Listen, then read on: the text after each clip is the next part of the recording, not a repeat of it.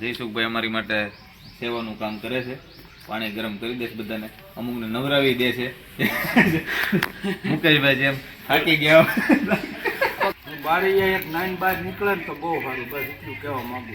તારું થતું ઈ ઠરી જાય પછી બીજું પાછા કે એમ નહીં, ઈ ડોલ પાણી છોકરી થઈ હોત ને તો પાંડુ ઓલી ઘોડે અમારા કામ લાગે.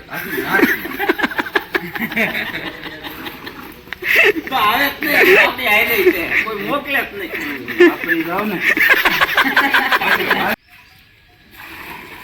એ બા હવે જવા દે શનિ લે